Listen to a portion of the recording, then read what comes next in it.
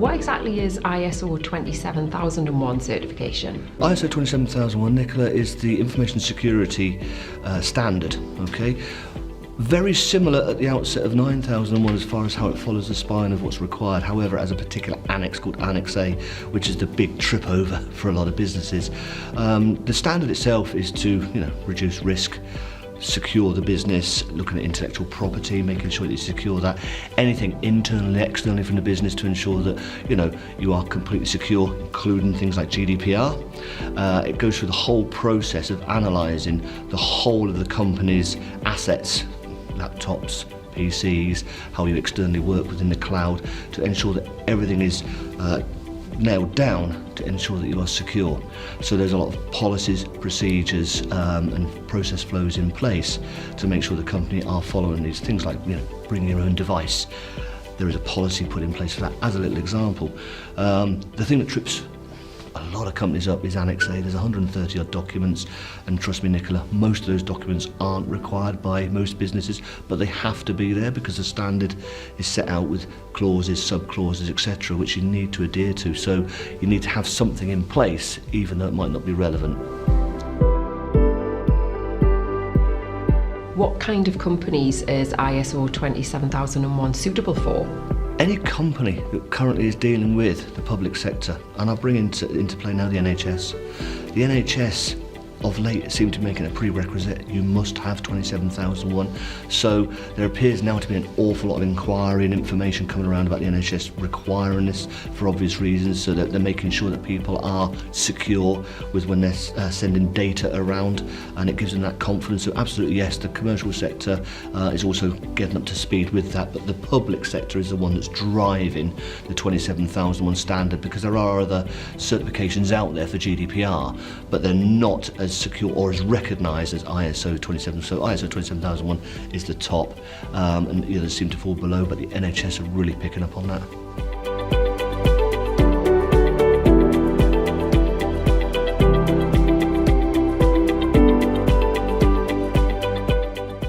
How long does ISO 27001 certification take to achieve? Typically if you're going to do it yourself, it really depends on your skill sets and information that you have to hand and the experienced individuals. Many occasions, I mention it again, Annex A. That is, as I say, 130 odd documents long, and that's where people fall over, because they produce documents for themselves which are relevant to the organisation, which is absolutely fine, but they forget that they still need these other documents that aren't relevant to the organisation to satisfy the standard.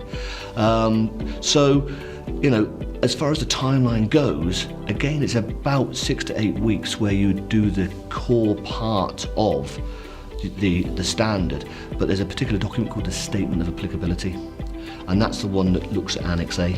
Okay, so that really is the one that would take the time. So I'd say 6 to 8 weeks to get to a stage 1 position where you could be comfortable to go, okay, we're in a place.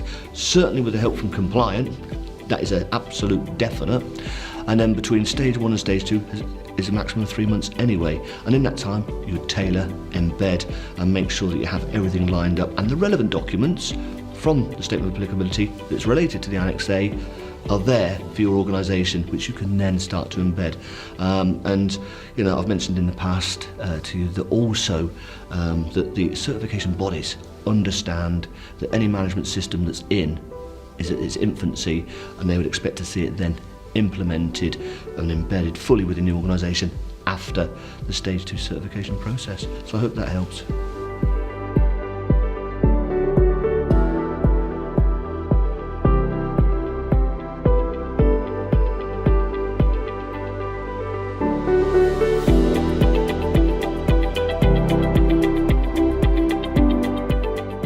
ISO 27001 is all about making sure that businesses are legally compliant, okay? And GDPR is just a part of that process. So really, the 27001 is GDPR plus, okay? As far as making sure that the company will look at every single aspect.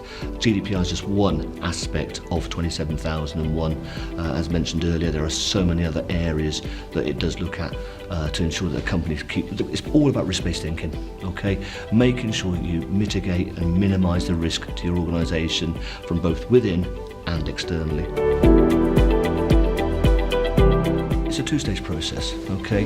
If you're going to go yourself and try and implement it, then that's going to be the cost to the company, and that will be as long as it takes. If you took the service of someone like Compliant, okay, we obviously are aware of what the management system needs to be, with the documentation involved in that, so we can actually bespoke that.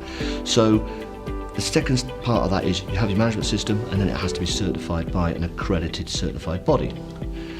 They go through a process where they will look at the company, the size, the risk, how many employees, etc., and they will give a cost. That is something we can't answer. The one thing I can answer is that we deal with certain certification bodies where we get very good preferential rates, better than someone cold going to a CB. So I'd recommend come to us first to get a price, if anything else.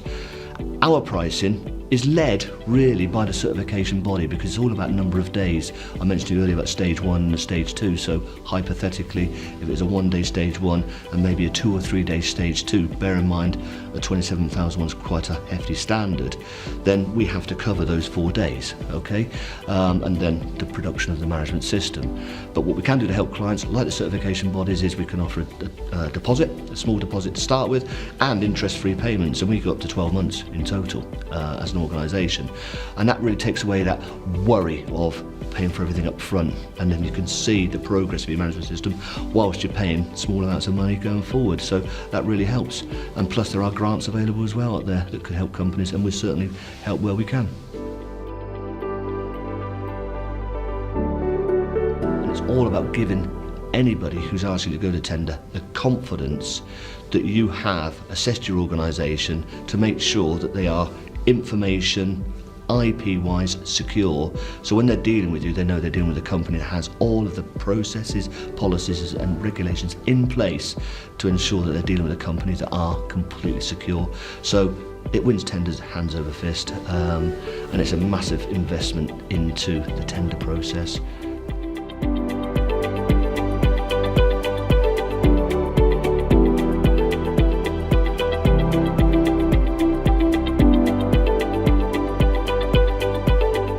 Why not benefit from ISO certification? Visit compliantfm.com today.